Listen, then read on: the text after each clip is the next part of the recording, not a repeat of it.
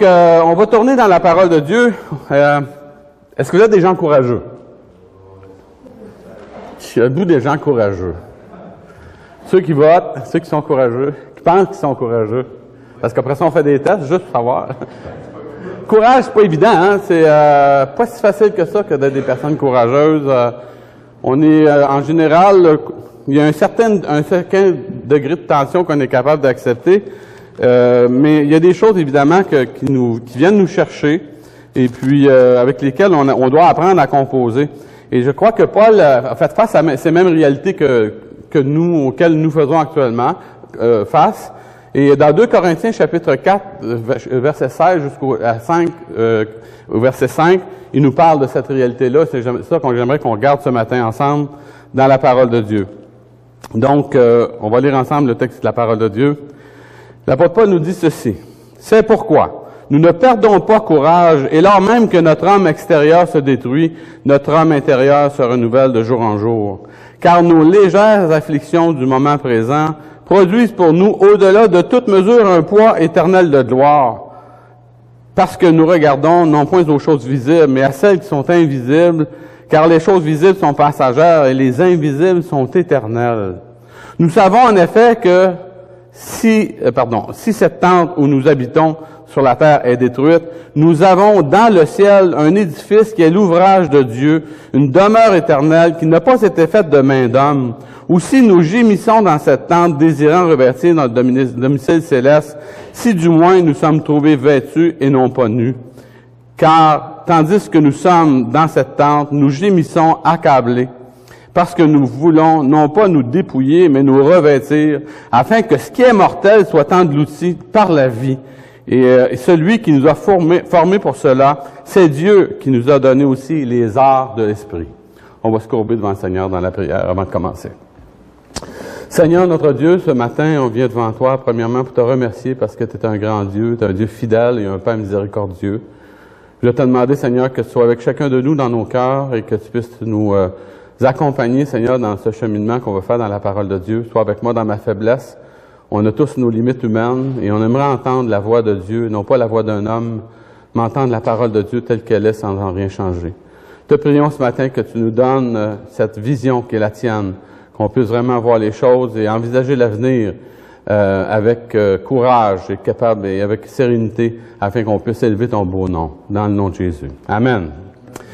Donc, une perspective qui est courageuse et qui va nous donner un cœur serein. On a besoin d'avoir un cœur serein. On a besoin d'avoir un cœur joyeux et toutes les personnes qui veulent vivre une vie qui est significative, doivent viser cela, essayer de garder notre sérénité. C'est pas si facile que ça que d'être toujours serein, de toujours avoir un cœur qui, dans le fond, est satisfait. Je dirais pas que c'est toujours le youpi, c'est merveilleux la vie, là. Il y a des moments qui sont durs dans la vie, mais à quelque part, d'avoir une perspective d'avenir, même en sachant que les choses sont difficiles ou risquent d'être difficiles, d'avoir une perspective de l'avenir qui soit suffisamment claire dans notre esprit pour nous permettre de passer à travers des épreuves d'une façon qui est non seulement digne, mais d'une façon dans laquelle on sort pas de chaque épreuve ou de chaque situation en étant démoli, mais en ayant vraiment, dans chaque étape de notre vie, de voir qu'on peut progresser, même si dans notre vie concrètement, les choses ne s'améliorent pas. Parce que ça se peut qu'à un moment donné, les choses ne s'améliorent pas dans notre vie. Donc, si quelqu'un pose la question, il t'aborde, puis il pose la question, puis il dit « Salut, comment ça va? » Qu'est-ce que tu y réponds en général? Par réflexe. « Ah, ça va bien, ça va bien. » Ben rare que les gens vont dire « Ah, ça va pas bien. Ah, j'ai le moral d'un talon, là, j'étais après à agoniser, là, je suis sur le bord là, de tout faire sauter. » Non, en général, quand tu abordes les gens dans le public, tu vas dire « Comment ça va? » Le réflexe, tu dis « Ah, ça va bien. » Mais la personne, elle pense même pas réellement à qu'est-ce qu'elle est en train de vivre des fois personnellement. Parce que simplement, le fait d'être avec d'autres personnes, c'est comme ça va déjà mieux, même si ça a mal dans sa vie, ça va déjà un peu mieux que quand elle est toute seule, pognée avec ses problèmes, pris avec ses pensées, liée avec toutes ses oppressions, ses stress, puis avec lesquels elle sait souvent pas quoi faire, parce qu'elle n'a pas appris, soit qu'elle n'est pas habilitée à ça, mais la personne va avoir ce réflexe-là de dire ça va bien. Mais dans le fond, si on pose la question, comment ça va aller demain? Si on te pose la question, comment ça va aller demain? Est-ce que tu es capable de répondre à ça? C'est quand même une question qui est là. Es sûr, premièrement, que tu vas avoir un demain? C'est quand même une bonne question. C'est une réalité. Je regarde, je pense à M. Dobson, cet homme-là, je l'ai rencontré il n'y a pas longtemps, on a passé un temps ensemble, on planifiait pour la transition pour les églises et toutes ces choses-là. Puis, je dirais dans une seconde, tu vas bien, l'autre seconde d'après, tu es complètement neutralisé. Ça m'a frappé, l'autre fois, je regardais un film sur la dernière guerre, puis je voyais là-dedans, il y a un obus qui arrive, puis qui éclate. Puis le gars, il est là, c'est un guerrier, le gars, il part à l'attaque, et tout ça. Puis là, l'obus éclate, puis une fraction de seconde après, la boucane disparaît. Puis qu'est-ce que tu vois, le gars debout, il manque un bras, il est complètement sonné, il est plus là. Il est vraiment plus là. Une seconde. Ça fait boum! Puis le gars qui était un guerrier, un gars rempli d'énergie, puis tout ça, il est complètement neutralisé. On se dit, c'est-tu juste d'un film, ces choses-là? Ou si ça peut pas être notre réalité à un moment donné dans notre vie, même comme chrétien. On peut se dire que j'espère que ça ira. En général, la réponse, pour être honnête, j'espère que ça va aller. J'espère que je vais être encore là demain. J'espère que je vais avoir encore la santé. J'espère que Dieu va me donner la vie parce que je ne sais pas si je vais avoir la vie encore demain matin. Je ne sais pas. On ne sait pas si on va se réveiller le lendemain matin. On fait on se couche comme si on était pour se réveiller, mais on ne sait pas si on va se réveiller. Moi, je me rappelle d'une expérience personnelle avec mon meilleur ami quand j'étais jeune, puis il est parti en moto un soir, puis il dit « Hey Claude, on se voit demain, hein? » « Ah oui, on se voit demain, là. » Il y a eu un accident en revenant. Il avait consommé de la drogue, de l'alcool. Il a manqué, il s'est trompé de chemin. Il était gelé, comme on dit en québécois. Il s'est trompé de chemin. Puis à la place d'aller il pensait aller sur un chemin droit, normalement, mais il s'est trompé. Il est rentré d'une courbe à 90 degrés. Ça a donné qu'il y avait du sable, un camion qui avait échappé du sable. Puis il est rentré dans un poteau. La foie, la rate qui a éclaté. Instantanément, il est mort. Puis moi, je le regardais dans la tombe. Je me disais, Claude, où est-ce que t'es? Ça, là, ça m'a secoué. Ça m'a vraiment secoué dans ma vie. Je me disais, je voyais bien que c'était juste la coquille qui restait là, ou ce qui était rendu mon ami, et je n'avais pas de réponse. Et ça m'a vraiment poursuivi pendant longtemps. Ça m'a pas empêché d'être fou après. Ça m'a pas empêché d'avoir moi-même avoir des motos, puis de faire le fou, puis de faire toutes sortes de choses comme ça. Mais instantanément, à ce moment-là, c'est comme si le temps s'est arrêté, puis ça me posait la question, puis toi, Daniel, si ça avait été toi qui étais là, qu'est-ce qui serait passé avec toi? Où est-ce que tu serais aujourd'hui? Comment est-ce qu'on va être en forme demain? Est-ce que demain matin, tu vas te dire, hey, ton énergie va être au maximum? Tu ne sais pas. On ne sait pas grand-chose là-dessus. Ça se peut que tu te réveilles avec une grippe de cheval, une grippe d'homme, ou de je sais pas quoi, et puis que tu te ramasses, et tu croches. Tu vas-tu être performant au travail? Tu vas-tu être capable d'être encore apte au travail? Tu ne sais pas. Tellement vite, un handicap, tu brises quelque chose, tu forces mal, tu brises quelque chose, et puis d'une personne capable de travailler, de fournir du travail et tout ça, tu perds tes capacités, puis là, tu es complètement démuni. Donc, beaucoup d'inconnus, beaucoup de choses incontrôlables dans notre vie. Si on veut être honnête, il y a beaucoup de choses sur lesquelles on n'a pas de contrôle. Il y a beaucoup d'attentes qu'on a dans notre esprit. En général, les attentes qu'on a dans notre esprit, c'est que les choses vont bien aller, n'est-ce pas? En général, on dit, on a des attentes. Nous, parce qu'on appelle ça des gens, on s'empêchera pas de rêver. On appelle ça des rêves, tu sais. Donc, on a des attentes par rapport à la vie, mais c'est toujours réellement ça qui arrive dans notre existence. Puis pour être honnête, quand on regarde une petite rétrospective dans nos vies personnelles, c'est pas nécessairement toujours ce qui arrive. Et là, on se sent des fois démuni. Beaucoup d'attentes, mais très peu d'assurance. Donc, c'est pour ça que les vendeurs d'assurance sont là, puis ils se font des millions sur notre dos, n'est-ce pas? Ils veulent nous vendre la sécurité. Puis tu as toujours une autre compagnie d'assurance qui pense au dernier petit volet que tu n'as pas pensé. Tu n'as pas pensé quand tu étais pour être mort, à quel point c'est important que tu sois assuré comme mort, là, tu sais. Donc, à quelque part, tu vois que on fonctionne dans notre pensée, dans notre esprit, dans notre société, en fonction de ce qu'on appelle notre qualité de vie. Et la qualité de vie, dans le fond, en général, c'est une durée de vie qu'on a dans une journée. On peut se dire, parce que on pense que cette journée va quand même bien aller.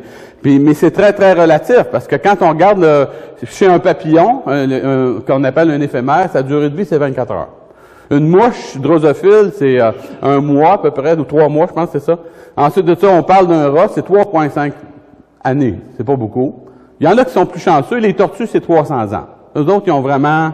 On peut dire qu'ils peuvent prendre le temps de vivre, hein, s'ils ne se font pas prostituer par un camion en traversant la route, évidemment. Mais normalement, une tortue, ça vit plus longtemps. Et chez les humains, on dit que le record dans les archives, c'est 122 ans, la personne qui aurait été la plus vieille.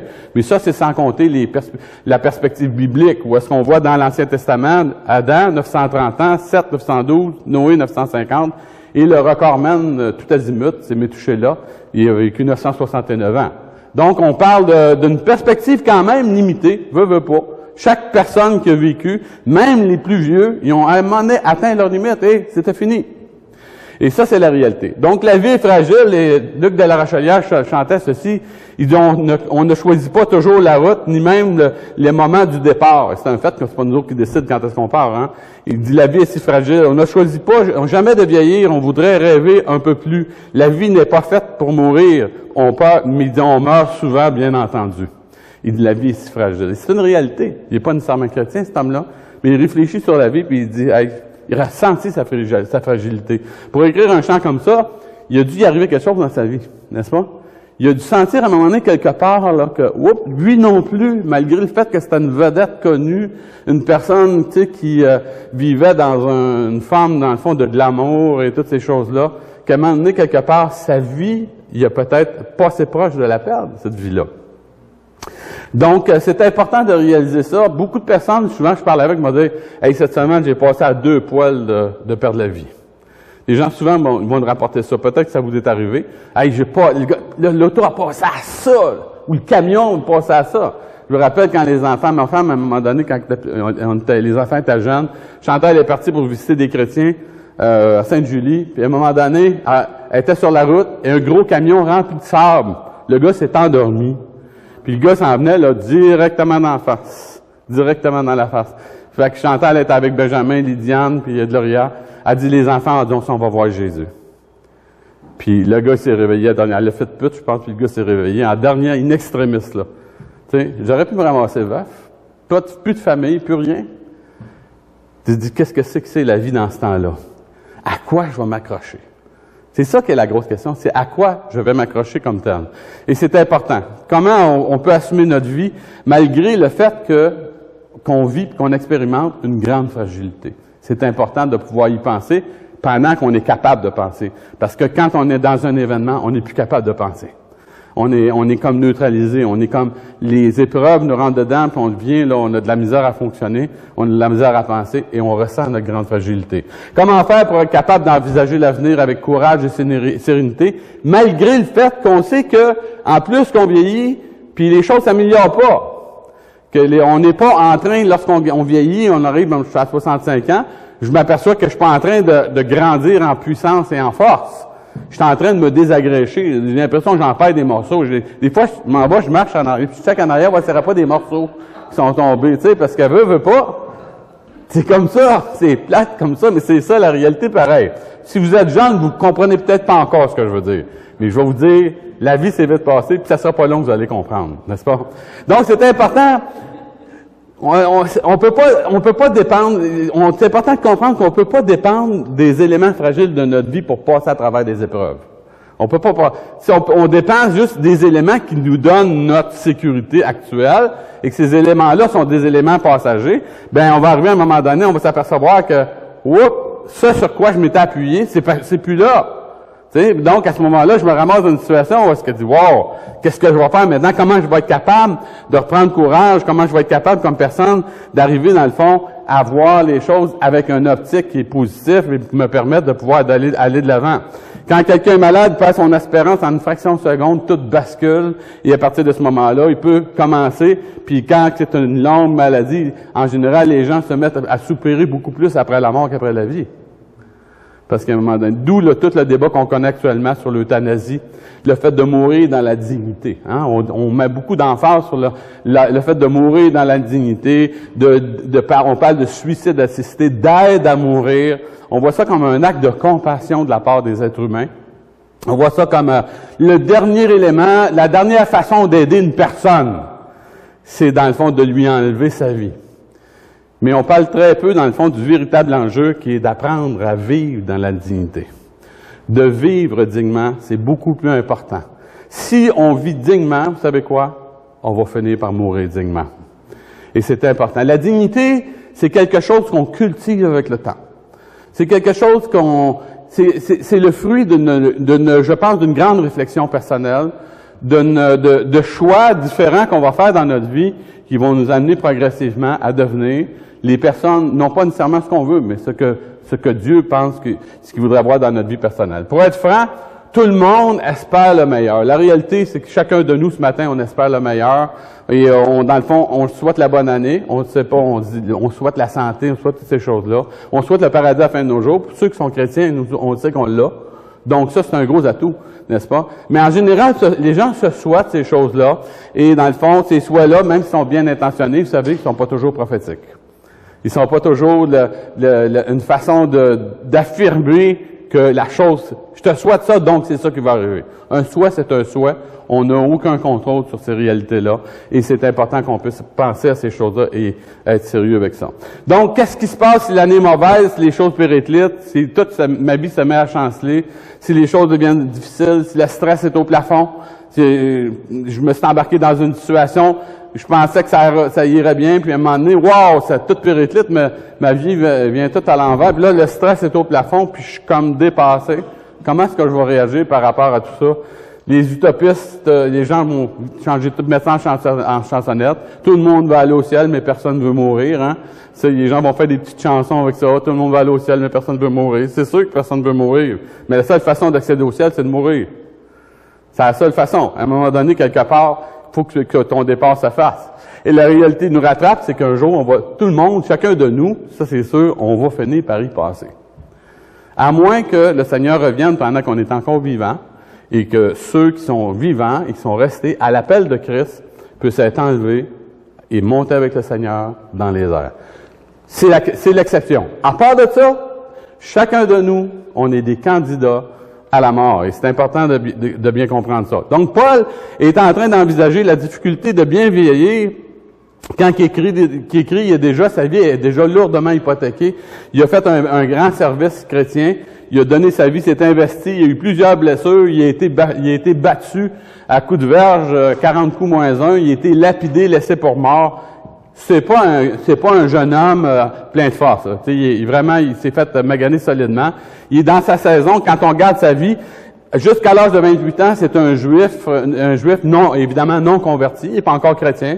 C'est un juif qui est pratiquant, donc un gars très, très religieux. Il rencontre Jésus sur le chemin de Damas, et à ce moment-là, il se convertit, il devient un ardent converti. Donc, à partir de 28 ans, 41 ans, c'est un gars qui est fervent, comme on dit en québécois, il pète le feu, il va par là, il veut vraiment atteindre, il veut gagner les âmes, et vraiment, on peut voir un homme qui, à ce moment-là, devient un missionnaire itinérant de 41 ans, à peu près jusqu'à 53 ans. Et finalement, de 53 à 62 ans, il est emprisonné.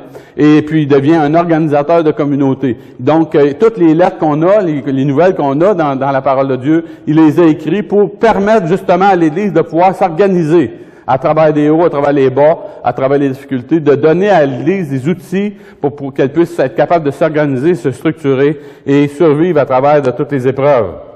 Donc, 2 Corinthiens, on dit qu'il est écrit en 55 après Jésus-Christ, et Paul va mourir, on dit de 64 à 67, mais plus précisément de 66 à 67, et spécialement, on met une emphase sur l'année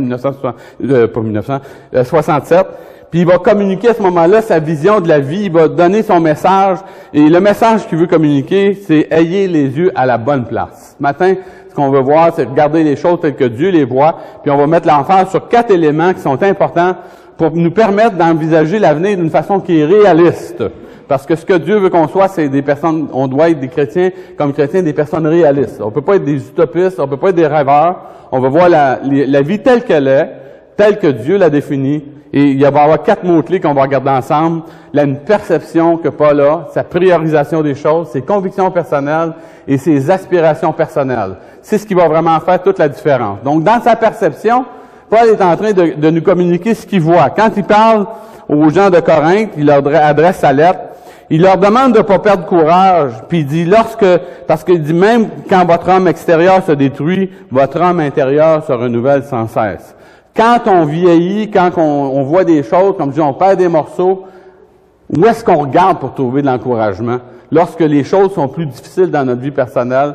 Ce que Paul voit, il dit, moi, ce que je vois, c'est quand que l'homme extérieur se détruit, il y a quelque chose de merveilleux qui se passe pour ceux qui sont des chrétiens. Il dit, il y a quelque chose à l'intérieur qui est en train de se bâtir. Donc, il parle de l'homme extérieur comme un véhicule.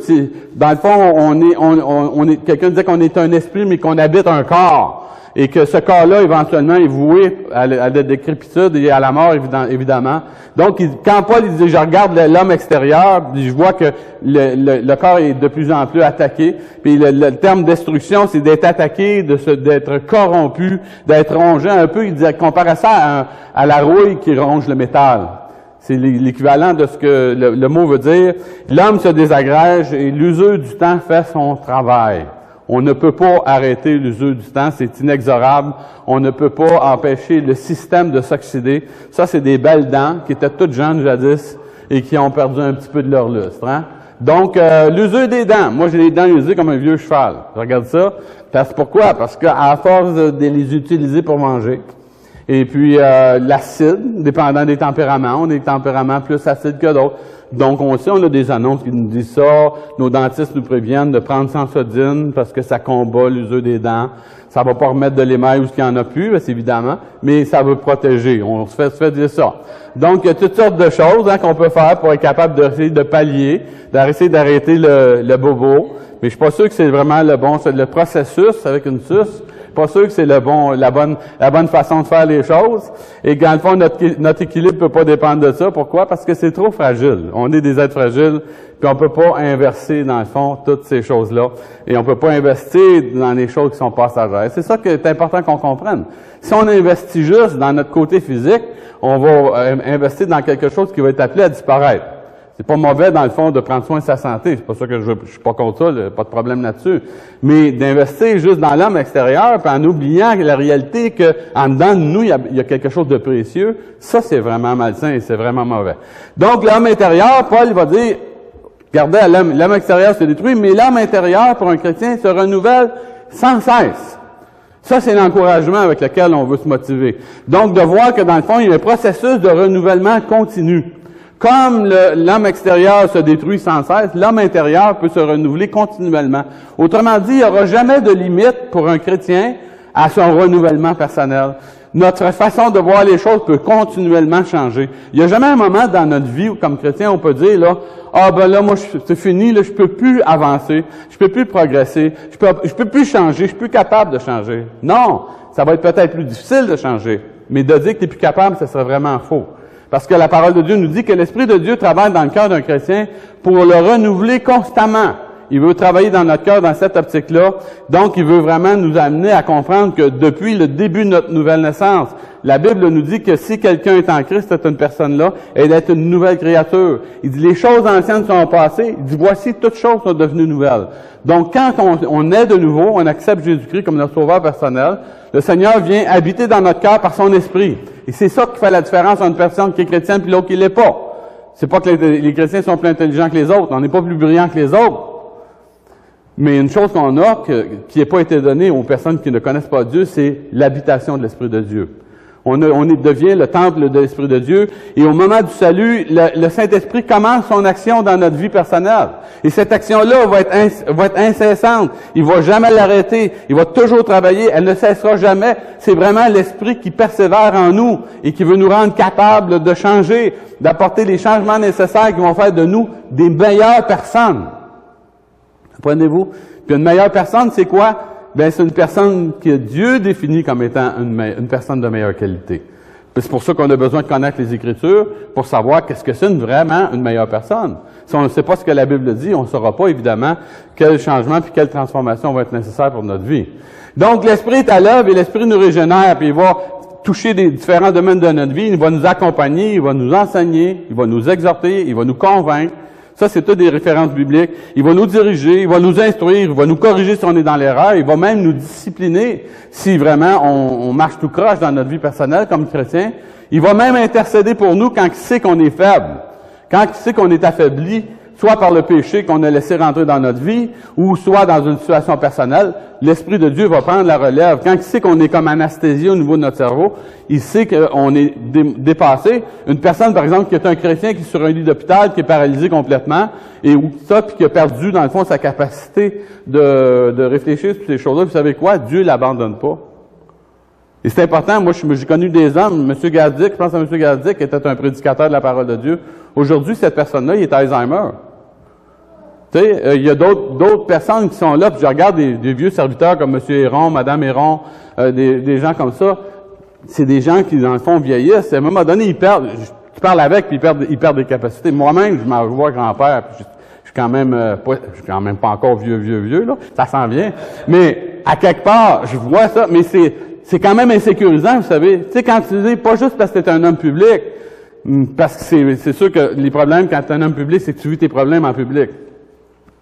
Mais n'importe quelle personne, n'importe quel chrétien, n'importe quelle personne qui a vraiment fait un engagement avec le Seigneur, quand Dieu décide de le prendre en charge, il le conduit tout au long de sa vie et jamais Dieu va l'abandonner. Et c'est intéressant de savoir ça, parce qu'on a besoin de savoir qu'on se dit, hey, ça vaut-il la peine de se confier dans le Seigneur? Ça vaut-il la peine de donner ma vie à Jésus-Christ? Est-ce que ça change vraiment quelque chose concrètement ou si ça change rien? Et la réponse à ça, c'est évidemment, ça change quelque chose, parce que si ça ne changerait rien, je vais vous dire une chose, je ne serais pas ici pour vous en parler, n'est-ce pas? Puis je crois une chose, qu'on ne vivrait rien si ça ne changerait rien, et on ne sera pas mieux que les autres. Mais regardez, il y a une promesse que la parole de Dieu nous donne lorsqu'on vieillit, lorsqu'on va de l'avant. Il dit, écoutez-moi, maison de Jacob, puis mettez votre nom en place là-dedans. Il dit, vous tous, restes de la maison d'Israël, vous que j'ai pris à ma charge dès votre origine, que j'ai porté dès votre naissance, jusqu'à votre vieillesse, je serai le même. Jusqu'à votre vieillesse, je vous soutiendrai, et je l'ai fait, et je veux encore vous porter, et vous soutenir, et vous sauver. Ça, c'est une promesse de la parole de Dieu dans Isaïe 46. Une promesse pour les personnes âgées. Mais pas juste les personnes âgées, parce que il y a les autres aussi qui sont pas sûrs qu'ils vont être âgés. Il y a les autres qui savent, qui sont en cheminement, mais ils savent pas s'ils vont arriver à un point de dire, ah là maintenant je suis vieux. Donc je peux m'approprier cette promesse-là. Le Seigneur, quand il nous prend en main, il nous prend en main. Il nous conduit, il nous soutient. Tu as des hauts, tu as des bas dans ta vie, sache que Christ va être là pour toi. Et c'est important de le savoir. Parce que quand on souffre, là, le premier sentiment qu'on a, vous savez c'est quoi? On a l'impression d'être seul au monde. On a vraiment l'impression d'être tout seul au monde. Surtout quand tu vois, comme je pense à M. Dawson, les médecins, ils ne savent même pas quoi penser de sa maladie. T'es-tu assez désarmé?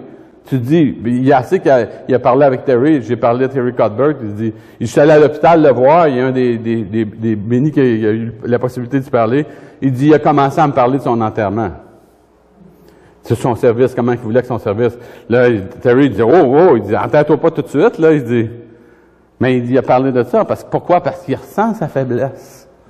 Il ressent sa faiblesse. Il sent qu'il n'y a plus de force, qu'il n'y a plus de combativité. Il est content de voir l'amour des chrétiens, de voir que les gens sont concernés. Mais vous savez quoi? Quand tu es de même, là, il y a une personne qui va vraiment te soutenir, c'est le Seigneur lui-même. Et ça, c'est drôlement important de pouvoir le savoir. C'est le travail de toute une vie. Est-ce que Dieu a décidé lorsqu'il s'engage avec nous, Dieu a décidé de persévérer dans nos vies. Donc, si vous décidez de vivre votre vie sans Dieu, vous êtes libre, mais vous allez être abandonné à vous-même, non seulement pendant la vie, mais pendant l'éternité. Si vous décidez de vous engager avec le Seigneur, Dieu va vous prendre en main. Dieu va vous prendre en main, il va vous soutenir, puis il va vous accompagner.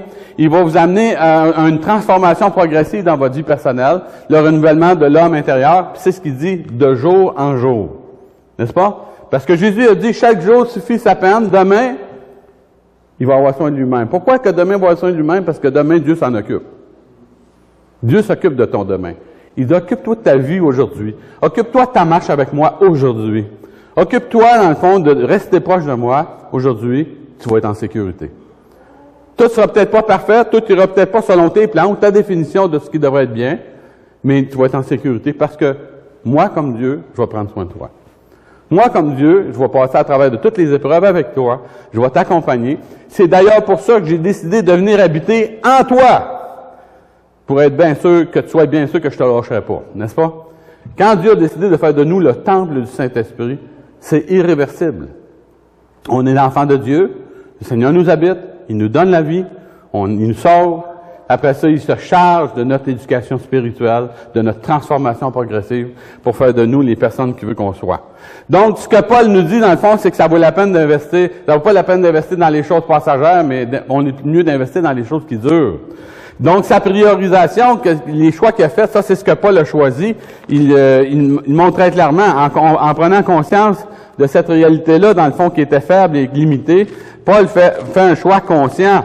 Et lorsqu'il parle, il s'adresse à nous par la parole de Dieu, il dit ceci, il dit, il nous amène à comprendre que, oui, l'homme extérieur va être détruit, l'homme intérieur se renouvelle de jour en jour.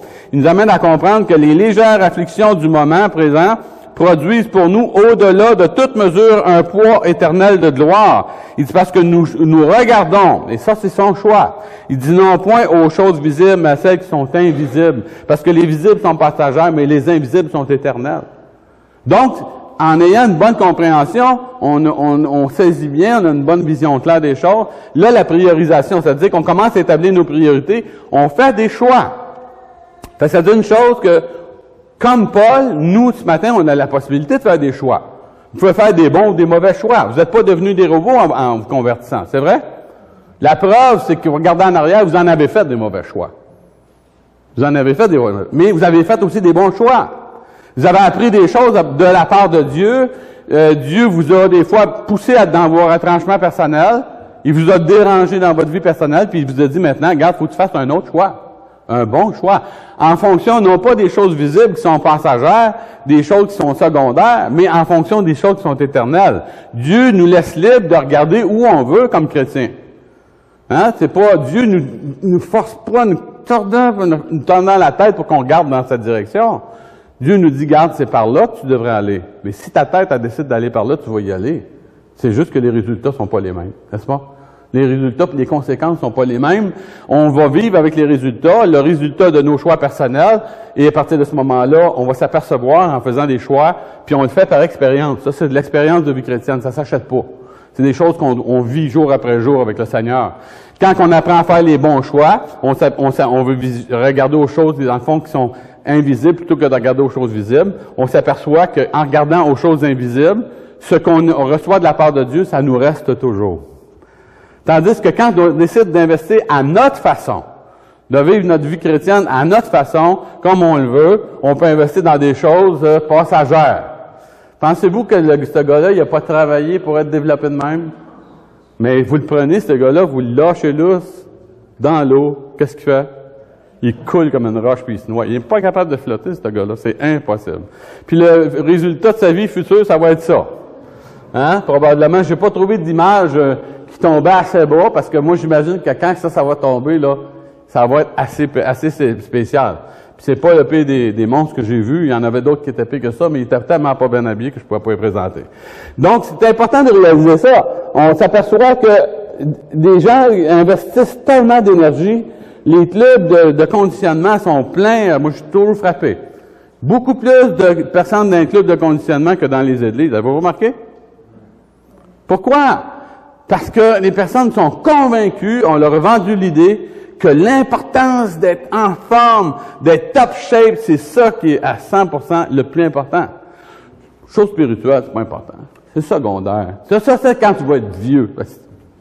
Prends, que tu n'as pas de ça. Laisse ça aux autres. Regarde les vieux, c'est bon pour eux autres. Hein. Mais vous savez, c'est vraiment un mensonge. Parce que, comme j'ai dit tout à l'heure, on ne sait pas si on va être vieux. Donc, c'était important ce que Paul croyait, puis ce qui était différent dans sa façon de voir les choses. Il a vu il voyait différentes options, puis il voyait dans le fond que il compare ça à une tente. Il dit c'est comme une tente. Une tente, en général, c'est une habitation temporaire. Hein? Si on regarde dans l'Ancien Testament, les Juifs dans l'Ancien Testament vivaient dans une tente quand ils étaient dans le désert. Quand Dieu les a amenés dans la terre promise, il a bâti un temple. Il a fait bâtir un temple. Donc, il est en train de donner cette image-là, puis ça allume dans leur esprit sûrement. Donc, il veut leur faire comprendre que ces choses-là, il dit, des choses visibles, il dit, c'est exactement comme une tente qui va être détruite. Parce que notre corps, c'est comme ça. Il dit, en effet, il dit, si on voit dans le fond, dans notre vie personnelle, nous savons en effet que si cette tente où nous habitons sur la terre est détruite, dit, nous avons dans le ciel un édifice qui est l'ouvrage de Dieu et une demeure éternelle qui n'a pas été faite de main d'homme. Donc, il est en train de nous dire, découragez pas trop de la perte de votre petite tente, il y a un édifice qui s'en vient pour vous. Et Jésus nous l'a dit dans Jean 14, je m'en vais, mais je m'en vais vous préparer une place. Donc, à un moment, on comprend que comme chrétien, on est en train de cheminer vers une condition meilleure. On n'est pas en train de cheminer vers une condition pire. On s'en va pas à la perdition éternelle, on s'en va dans le salut puis dans la gloire éternelle, dans la présence de Dieu. On va vivre enfin ce pourquoi, dans le fond, on a cru. On va s'investir et on va vraiment pouvoir célébrer le Seigneur, puis on va être débarrassé du péché, on va être débarrassé de la maladie, on va être débarrassé de la faiblesse, on va être débarrassé de tout ce qui nous nuit et qui nous empêche d'être les personnes à 100% épanouies que nous devrions être. Ce pourquoi Dieu nous avait créés originellement avant qu'on pêche. Donc, on est en train de comprendre que c'est important, dans le fond, de saisir ces choses-là, parce que ce que Dieu nous présente dans sa parole, c'est une solution qui est durable. Il veut qu'on arrête de s'évertuer ou s'épuiser à courir après des choses qui vont finalement disparaître. Mais il veut qu'on s'investisse pour des choses qui vont durer. Donc, même les plus forts finissent par tomber, n'est-ce pas? Et il n'y a pas vraiment de choses ici-bas qui vont rester. La Bible nous dit que les cieux et la terre d'à présent vont être détruits par le feu. Ça veut dire que tout ce qu'on voit, même si c'est beau, ça, n'importe quelle bâtisse, n'importe quelle chose, ça va disparaître. Quand ça va terminer son utilité, ça va disparaître, ces choses-là. Et à partir de ce moment-là, on est en train de dire, bon, OK, dans quoi je vais investir ma vie? Qu'est-ce qui va valoir la peine? Dieu dit, pense comme il faut. Réfléchis comme il faut. Tu as une chance dans ta vie de pouvoir réfléchir comme il faut. Et Dieu, dans le fond, nous propose des choses qui sont vraiment bonnes. C'est un Dieu parfait qui nous propose une demeure qui est parfaite, faite par des mains parfaites, pour une vie qui va être parfaite. Est-ce que c'est mauvais, ça? Tu sais, quand tu regardes ça, tu te dis, hey, wow! La différence entre une tente qui va être appelée à être détruite, et une demeure durable qui a été faite par les mains de Dieu, puis que Dieu nous appelle à vivre dans cet endroit-là, qui est le ciel, il va nous appeler à vivre une vie qui va être parfaite. Tu te dis, wow! Si j'ai un choix à faire, quel est le choix intelligent? N'est-ce pas? Et c'est à chacun de nous à fournir la réponse. Paul, dans le fond, nous amène à réfléchir. Il nous exhorte comme personne à faire le bon choix, à réfléchir, dans le fond, d'être pleinement convaincu de la rentabilité d'un bon placement. Si on décide d'investir en bas, puis on laisse ça juste là, ben, on va avoir les résultats qui vont venir avec. Si on décide d'investir pour l'éternité, de se tourner vers le Seigneur, on va voir la supériorité de l'investissement que Dieu nous propose et on va pouvoir vraiment se réjouir. Et là, à ce moment-là, on va changer notre cœur. Parce que Paul est en train de parler de ses aspirations.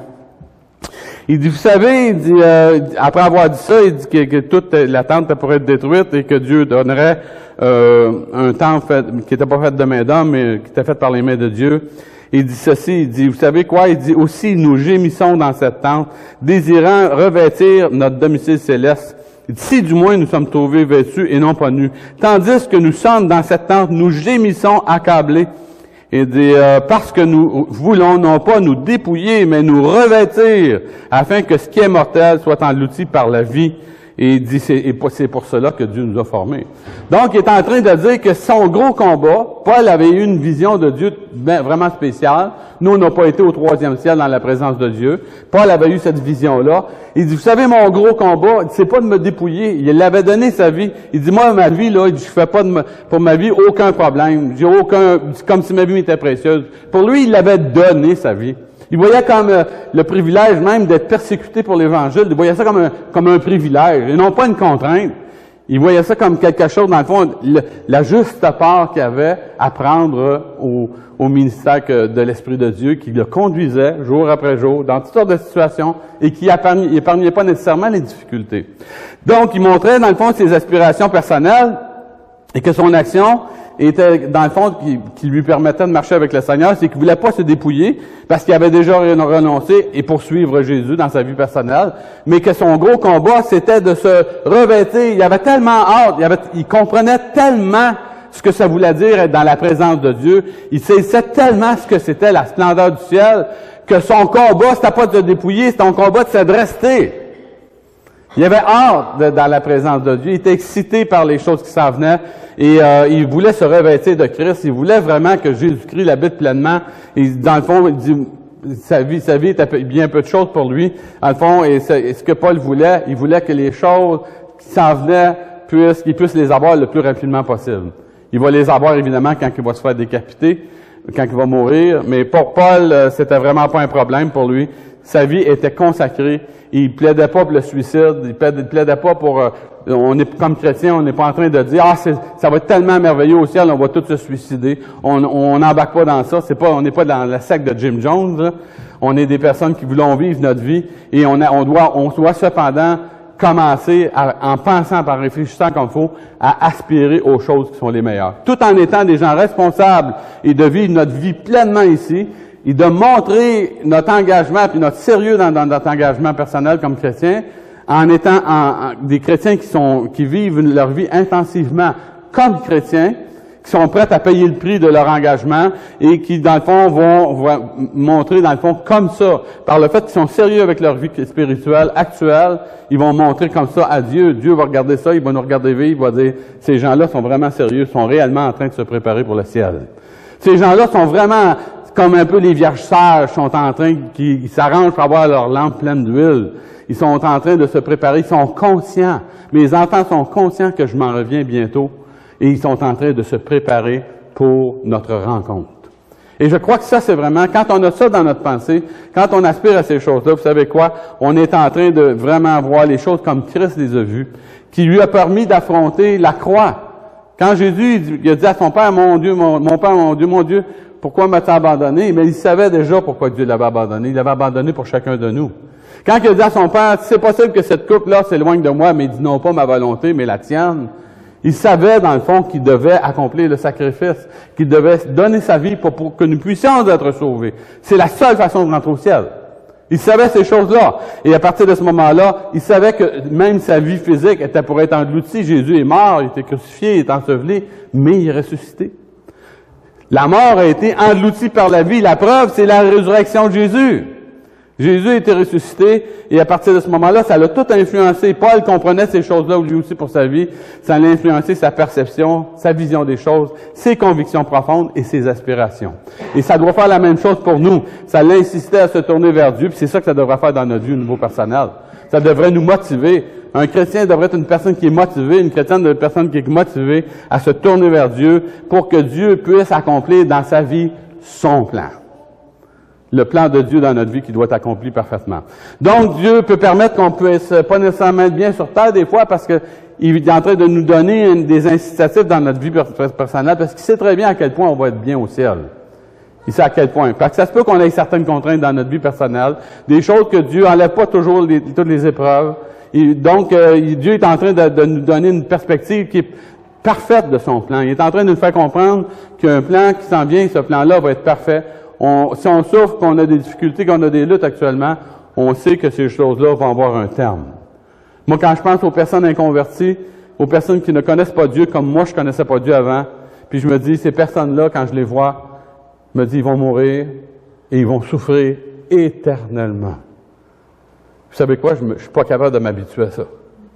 Je suis pas capable de m'habituer au fait que quelqu'un qui meurt sans Dieu va mourir et va souffrir éternellement. Nous, la pire des souffrances qu'on peut avoir dans notre vie, elle va avoir un terme. Elle va avoir un terme. À un moment donné, ça va être fini, quand le Seigneur va nous prendre. Mais ceux que vous côtoyez qui ne connaissent pas le Seigneur, et pour lesquels vous devriez prier, avec vraiment beaucoup de ferveur, et à qui vous devez tendre la main, avec amour, comme le Seigneur nous le demande de le faire, ces personnes-là vont mourir sans Dieu, et ils vont être engloutis par la mort et non pas par la vie. Donc, c'est important qu'on ajuste notre perspective de vie personnelle dans le but de plaire à Dieu et que peu importe dans le fond dans lequel le scénario dans lequel on est inscrit, on va tous vieillir, si on n'a pas le choix, on va tous passer par toutes sortes de choses, on va avoir de la maladie. On doit apprendre dans le fond, au fur et à mesure qu'on avance dans notre vie personnelle, apprendre à faire confiance à Dieu. S'en remettre complètement au Seigneur pour notre vie, pour nos choix personnels, d'être à l'écoute de son esprit qui va nous exhorter sur le chemin. L'Esprit de Dieu nous parle. On peut décider de s'ouvrir le cœur ou de se boucher les oreilles. On peut décider de dire au Seigneur, oui, parle-moi, dérange-moi dans ma façon d'être, dans ma façon de faire, parce que je m'aperçois que je suis peut-être pas exactement là où tu me veux. Donc, le Seigneur nous a donné cet accompagnateur-là. Est-ce qu'on en profite vraiment? Est-ce qu'on est vraiment à l'écoute de l'Esprit de Dieu? Pour ça, il faut vivre dans la plénitude de l'Esprit de Dieu et que l'Esprit de Dieu puisse nous conduire. L'Esprit, dans le fond, va nous amener, il va nous progressivement, à travers des épreuves, à travers des situations difficiles, il va nous construire à l'image de Jésus-Christ. Il va faire de nous des personnes transformées. Il va nous donner le courage d'affronter nos propres peurs. Parce qu'il y a tous des éléments dans notre vie qui nous font peur. Il y a des choses qui nous... On peut être courageux dans bien des domaines, puis à un moment donné, il y a un domaine dans lequel, wow, on panique, on ne sait plus quoi faire. L'Esprit de Dieu va nous accompagner, il va nous diriger. Il ne laissera pas seuls dans nos combats.